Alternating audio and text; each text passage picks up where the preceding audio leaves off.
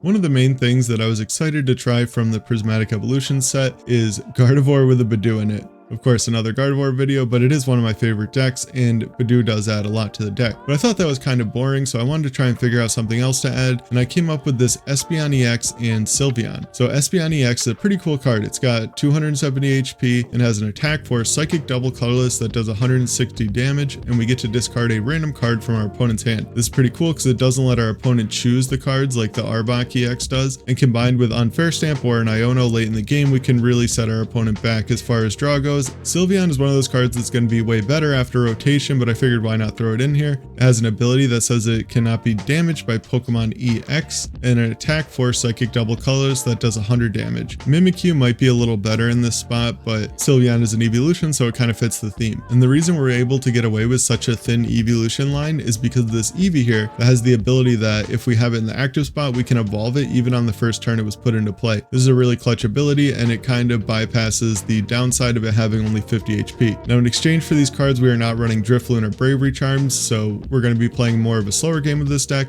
That's why we have the 2 Munkidori and 3 Dark Energy. Munkidori of course says if it has a Dark Energy attached to it, we can move 3 damage counters from one of our Pokemon to one of our opponent's Pokemon. This card is just insane. It's really good, especially with how popular Dragapult has been on the ladder. Munkidori definitely comes in clutch. I kept the Screamtail in here because this is just such a good card. For each damage counter on this Pokemon, it does 20 damage to one of our opponent's Pokemon, so this is really good for bench snipe. We have a Greninja in here instead of a Pheasantipity for a little extra draw. I didn't want to have an extra 2 prize liability in here, and I figured Greninja would be the bare minimum for extra draw support. I also included one of the memory skip Ralts. This can be pretty good against Budew, as the attack for one Psychic that does 10, and it lets us pick one of our opponent's Pokemon's attacks and they can't use it next turn. I have 2 Budew in here to increase the odds of starting it. It has 30 HP, a free attack that does 10 damage, and it item locks our opponent. Item lock is insane. I also have 2 Professor Turo in here for a little bit of extra healing and mobility, and I also threw a Jacq in here that lets us search our deck for 2 evolution Pokemon and put them into our hand. This can let us find our Kirlias and Gardevoirs under item lock. I did use it in I think all the games that I played with this deck. The A spec is going to be Unfair Stamp. Like I said, it combines really well with the Espeon. I have a TM Evo in here that could probably be cut for a PAL pad because we're going to want to item lock if we go second, but it can come in clutch if we are like dead drawing. And I wanted to run at least 1 extra tool in here, so I threw in a Gravity Gemstone. This combines really well with Budew or even Screamtail at the end of the game, and we can also do this cool play of like counter catcher up with Pheasantipity, hit it with our Gardevoir EX, and then the next turn we can knock it out with Munkidori and even take a 4 prize turn. It also lets us retreat all 3 of the energy off our Gardevoir, so that can be randomly really good. We also cut down to only 6 Psychic energy in here. I still kept the 2 Earthen Vessel, but we're not trying to load up a Drifloon with a lot of energy. We really only want 3 for most of our attacks, so 6 energy felt fine. Yeah, other than that, this deck is really cool. It was a lot of fun. Espeon was actually way better than I thought it would be. And yeah, thank you so much to the channel members, and let's get into the games. This first game, we are up against a Dragapult deck. Like I said, this deck has been everywhere on the ladder, and we actually started Budew. I debated benching the Munkidori because I didn't want to get like donked by a Cloth deck, but that deck has been really uncommon lately, so I figured only putting down the Budew in the active spot was definitely the correct play. You never know when you run into a deck that has like a Iron Bundle or something like that, and they end up pushing up a Pokemon that you don't want in the active, even though in this situation it would have been fine because I do have the energy to retreat, but the energy would be better used as refinement fodder for the Kirlias. So yeah, just Poffin for 2 Ralts, Arven for another Poffin. I debate benching the Munkidori, but I don't end up doing it. There's really no point in benching it and filling our bench. We want to leave the option open for something like Screamtail, so yeah, definitely wanted to not bench that. And I grabbed the Gemstone because my opponent has a basic energy on their bench Dracloak, and if they grabbed a rescue board, they could retreat into the Dracloak, attach a fire, and knock us out. So I figured this way we're pretty much guaranteed to not get knocked out this turn. We can kind of relax a little bit. It let me put the 60 HP Ralts in play because I know I can evolve it next turn before I get attacked by like a Dragapult attack. Yeah, that's definitely nice. They also have a Budew on their bench that they now basically have no way of using, and they're really only going to be able to use it for free retreat because after this next turn, I doubt they're going to want to item lock us anyway. They're going to want to start attacking with Dragapult as soon as possible. I evolved the 60 HP Ralts first, of course, and trade and use both my refinements. I don't draw into another Kirlia, which is kind of unfortunate, but I do get a Dark Energy for the Munkidori, so I throw that down. And the reason that I put it down now is because we have the Dark Energy, and next turn we can evolve into Gardevoir EX. And if we could get down 2 Munkidoris with Dark Energies, that's really strong. It would let us like knock out this Duskull or something like that. So yeah, I definitely wanted to have the Munkidori and play with the Dark. They do evolve to a Dusclops, and it looks like they choose to knock out the Budew. Kind of makes sense. That Gemstone was probably really annoying for them, so they wanted to get that out of play. Now they do have the option to retreat with a rescue board, and we get the Eevee off the prizes. That's pretty cool. It's going to let us use the Espeon's attack if we want, and people obviously aren't expecting that in Gardevoir, so I noticed people are going down to a low hand size against me a lot without really thinking too much about it. So the Espeon has been pretty cool for that. My opponent did have the Lance in hand. That's why kind of what inspired me to run the Jacq. I thought about running, I think it's a Rizu that would let us get 3 Kirlias, but Jacq has the flexibility of also grabbing Gardevoir, and with only 2 Ultra Balls, sometimes the Gardevoir EX can be hard to find, so I went with the Jacq, and it's been pretty good. I have grabbed Gardevoir with it, I think, most of the times that I've used it, so yeah, it's definitely better than a Rizu. We do end up top decking it. I don't play it first here because I know that there's no Psychic Energy on the bottom of my deck, and I would really like it to draw into some Psychic Energies. I have a really hard trade decision here too, because Turo is obviously really good against Dragapult. You never know what stadiums your opponent's going to be running, which makes it kind of hard. So I trade away the Ultra Ball. I'm not entirely sure if that was the best choice. I was kind of committed to playing Jacq for the turn, and I figured I was just going to draw like an energy or a vessel since they're all towards the top of my deck. But as you can see, that doesn't end up happening. I did prize 2 energy. I did check that before, and I did know that, so maybe that should have made me play a little bit differently, but I still felt pretty confident about being able to draw an energy card. And yeah, now I have a really hard choice of whether to Iono or Jacq, and I do end up using the Jacq because if I can just get into an energy card, my opponent went down to a 3-card hand, and discarding one of the cards out of it at random will be really strong here. I evolved the Gardevoir a little early. I should have evolved the Kirlia and used Refinement before evolving it, but was planning originally to retreat the Ralts to the Munkidori and just commit to attacking with Munkidori and then knocking out this Tricloak next turn if my opponent doesn't evolve it. But I decided to use the Refinement first, and now if I get into an energy, I can retreat to the Eevee and use the Espeon attack like I was saying. I get rid of the second Ultra Ball since I have all the Pokemon that I would want an Ultra Ball for. Getting rid of Ultra Balls always feels bad, but I didn't really think I had a better option. I really like all these cards in my hand. Now, I choose to attach to the Eevee because I want to use the Munkidori to move damage off of the Kirlia, and if I attached an energy and then accelerated one with the Gardevoir to it and then retreated and moved damage off of the Sylveon, my opponent would be able to knock out my Kirlia with a Dragapult attack. So that's why I did it that way, and now I'm left with a Kirlia with only 10 damage, which is pretty decent. The main downside to this play is I'm giving my opponent access to Pheasantipity, which the Munkidori attack wouldn't have done, but yeah, I just kind of wanted to discard a card from their hand, and hey, this is a Espeon video, so yeah. I get rid of the Alakazam though out of their hand, which is pretty perfect because they would definitely want to use the Alakazam to move 2 damage counters to one of my bench Kirlia and knock it out with Dragapult's attack. So yeah, I'm definitely happy to get that random discard. That was pretty lucky. Of course, they could have Rescue Stretcher to get it back, but let's just hope that they don't. I did plan on putting the Gemstone like on Sylveon. Like, it would be really good on Sylveon in this situation. Just, it would give my opponent a little bit less options. They wouldn't have been able to promote the Budew, but I think it was good enough on the Budew earlier that sacrificing that was just fine. My opponent has everything here for attack. It looks like they were debating evolving the Dragapult or not. I don't know why exactly they felt it necessary to evolve that. Maybe they were afraid of like some Munkidori. I don't know.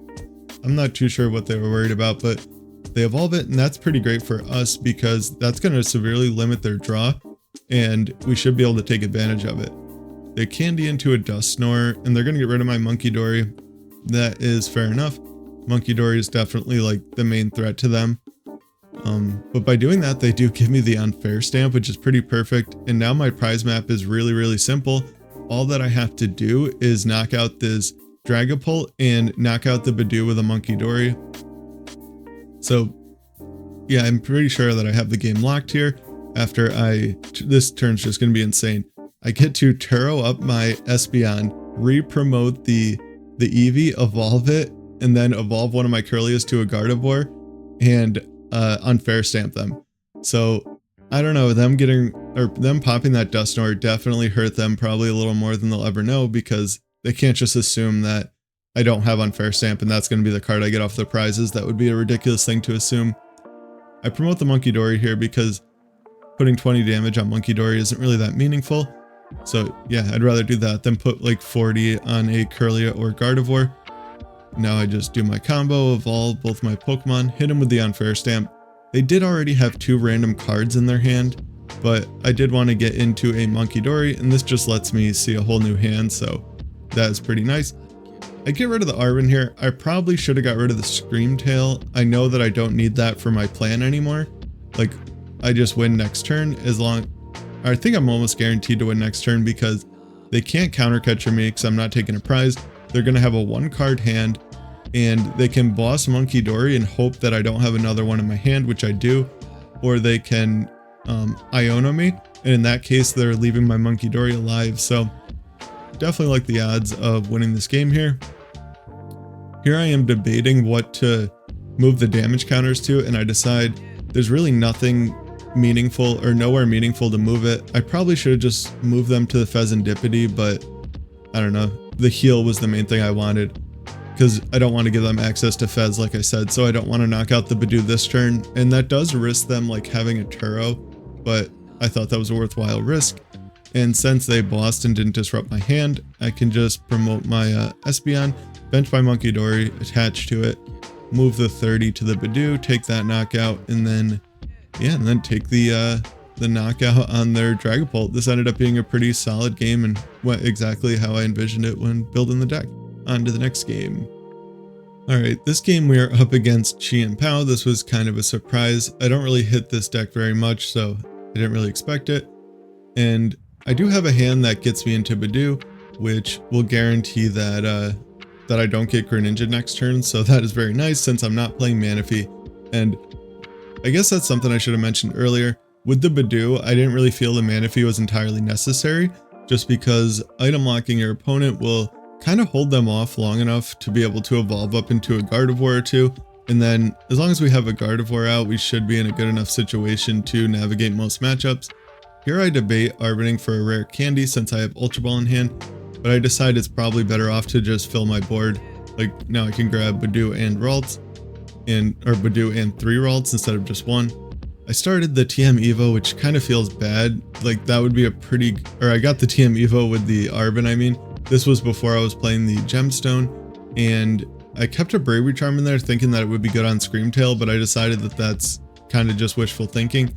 There's only 6 energy in this deck, which is only 1 less than normal, but I don't know, it just didn't feel the best. We're going for a more slower like strategy with Munkidori with this deck anyway. My opponent does Irida for a Arctibax, which is pretty good for them. They're prepared for Budew as well. I promote my Memory Skip Ralts since that might be the attack that I would want to use. And I top deck Gardevoir. Having the Rare Candy would have been nice if I still in theory like drew into the Gardevoir without thinning my deck of more basics with the Poffin, but yeah, that doesn't really matter. My plan kind of is to get back the Budew and item lock them again. I'm not really sure. I don't know. This is kind of a weird turn. I was thinking about, I drew Arven. That's why I traded first. I wanted to Arven for a candy, but then after I drew the Arven, I remembered that I can't candy because I have no energy in the discard pile, so it would just be pretty much pointless. Yeah, so I end up Ionoing. I kind of botched that turn a little bit, but yeah. I Vessel away the Munkidori. I already have one in play, and this isn't a matchup where it's the most important, and I do have 3 recovery cards, so I'll be able to grab that back whenever I want. I don't draw into anything particularly amazing, so I'm just going to memory skip them. That way they can't just attach an energy and take a free prize. And it gets another 10 damage on them, which is actually completely pointless. I don't know why for a second I was thinking it was enough to knock them out with Gardevoir's attack, but it is not. I would need 30 damage on them. And here they have Irida, so they have a pretty good hand, and they could definitely have a reasonable way to get an attack. All they need to do, yeah, is grab Superior and Baxcalibur and retreat to the Baxcalibur and use it. They also play an Ultra Ball and they grab Mew. This makes me think that their Greninja is prized, because the way that they're playing this hand would definitely tell me that their Greninja is prized. But they just bench Mew and draw 3. And now they Shivery Chill for the 2 energy. They have the down arrow on them for the memory skip. And they Nest Ball for Greninja. Now, that was terrifying. I was like, they could have just guaranteed the Greninja and drawn 2 with their ability. But apparently they weren't thinking about using Greninja's attack for some reason. Now, this is a massive mistake, and I admit I probably should have lost this game if my opponent didn't misplay, but you know, that's just part of the game. Like, sometimes you just win games because your opponent makes a mistake. I've done the same thing that my opponent just did. I'm like super tunnel visioned on a certain attack, and then I'm sure right after he retreated, he was like, oh no, I probably should have retreated into Greninja and knocked out both Kirlia. Yeah, but we're here now, and I have a pretty good hand. I almost discarded Iono, but I think I definitely should keep that for later. It was my only supporter in hand, and there's a chance that I needed to use it. Now I can get rid of it. I drew an Arven, and yeah, I can knock out this Baxcalibur with my Gardevoir or even Sylveon and guarantee that I don't get knocked out next turn because I have no way to accelerate energy. Yeah, this is a pretty good spot, and they also have no Barrel or Pheasantipede in play, so draws for them are going to be kind of awkward. Iono is going to hit them pretty hard later in the game. As you can see, I also forgot that I was playing 2 Eevee at this point, but after a couple of games I realized that the thick Eevee line wasn't necessary because I can evolve it right away. I never want to bench 2, and then like I never want to bench 2 so that they don't both get knocked out. I want to just bench 1 and retreat into it and evolve it right away. I was just reading the Eevee's ability again. It would be awkward if I retreated into it and I didn't actually know what it does, or like I put the wrong one in the deck or something. I don't know. I got nervous about that, so I reread it. I can put this 30 damage somewhere. This is another thing that's more for healing purposes, but I think it does go best on the Chien-Pao. Now I'm a little bit closer to being able to knock out the Chien-Pao with my Sylveon, so that's pretty good. My opponent attacking with Baxcalibur really didn't end up being too good for them though, because that was my plan for the turn. Was I was gonna like counter catcher the Lumineon or something like that and snipe it with Screamtail, so that they couldn't attack with the Chien-Pao the next turn because they wouldn't be able to retreat and attach an energy to their Chien-Pao. But they put it in the active spot, so I might as well use the attack that also discards a Pokemon. They also don't bench 2 Frigibax, which is a pretty massive mistake. I don't know, my opponent does end up playing this pretty strangely. This is like, you know, the ladder just reset, so this is kind of low ladder. It could definitely be a newer player or just someone new to Baxcalibur. It's totally reasonable, but they're definitely making this game a little more easy for me than it should be. Like now I can Screamtail snipe the Frigibax, or I can counter catcher it. I actually like that better because I can still discard a card from their hand. Here I'm was looking to play the Super Rod, and I do decide to do it. I might want the Screamtail later, and getting back the second Garde EX might be good, but I don't do that, I guess because I'm locking them out of Baxcalibur, so my Gardevoir is really under no threat right now anyway, and my opponent retreated off both of their energy off their Chien-Pao, so yeah, definitely not a good spot for them. I can also clear the rest of the damage from my Sylveon and set up Barrel or Bidoof next turn to be knocked out with Munkidori. I discard a Frigibax from their hand. I don't know why they didn't bench 2 Frigibax if they had both of them in deck. So yeah, I'm not too sure about that. My opponent uses an Irida. Here I assume that they're going to get like Super Rod or something and shuffle back in all their Friggies and then try and draw as many cards as possible to be able to draw into one, but they just end up getting Superior, I guess. I don't know. I'm not too sure about that. But they do grab the energies with Chien-Pao and get a Nest Ball and get a second Bidoof. Maybe all their Super Rods are prized or they're playing really low counts of them. I'm really not sure. But yeah, now my plan is pretty straightforward. I'm going to knock out this Chien-Pao this turn, hopefully. And next turn knock out either Mew or Sylveon, or another Bidoof if I can get double Munkidori. Actually, I can't do that because I need to move the 30 from the Gardevoir EX onto the PAL, so I can't knock out the Bidoof with it, which is kind of unfortunate. And here I do decide to only move one damage counter onto the PAL. I think in this situation it makes sense because all my energy are trapped on a 1 retreat Pokemon in the active spot. My opponent's not getting a big attack next turn. The one thing they could do, I guess, is Blood Moon Ursaluna, and that's still not enough to knock out my Gardevoir. And here I'm kind of doing the thing where I start overthinking stuff at the end of the game, and I want to just play some cards out of my hand, get the stuff back that I want.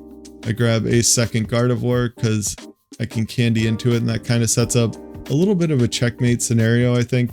It's going to make it really hard for my opponent to do anything to come back from here, and it also let me play 2 extra cards out of my hand, so thin my deck a little bit. I get into the unfair stamp from the prizes. I don't think that's really going to matter. I don't really know what my opponent can do. They basically need to evolve both of their Bidoofs. Yeah, at least the one with 30 damage on it. And yeah, I don't know. I don't think there's anything they can do to win at this point, and it looks like my opponent left the game. I forgot about that. Yeah, I think my opponent just kind of closed the game out. They're probably upset because they didn't realize that they could use Greninja or forgot about Greninja's attack or something, but yeah. So that is Gardevoir Evolutions. Definitely a pretty cool deck. I had a lot of fun playing this. It was better than I thought. I guess that probably mostly speaks to how good Gardevoir is as a deck. Like, just being able to manipulate damage so much in Iono and also get around Fezandipity is really just insane and can beat a lot of decks on its own. Yeah, here all I have to do is move the damage onto the Lumineon and attack for a game. But yeah, that was the deck. Definitely a lot of fun. Like I said, better than I thought it would be. Still probably not going to be a meta deck, unfortunately. I don't think there's really any meta decks that are coming out of this new set. The only possibility is that Budew makes a deck suddenly playable. But yeah, I don't know. People seem to like the Gardevoir decks a lot on this channel, and hopefully that stays because I have a couple more decks I want to do. Like, I want to do a regular Gardevoir deck with Budew, and I want to see if Banette is really good with Budew, because now we have a guaranteed basic like item lock on the first turn, where before we had to rely on a coin flip. The only downside to that is decks might be more prepared for item lock now, so we're not going to be able to just completely shut decks down like we used to, but I still want to see if it's any good. Yeah, either way, like or dislike, comment, and subscribe. Take care and have a good one.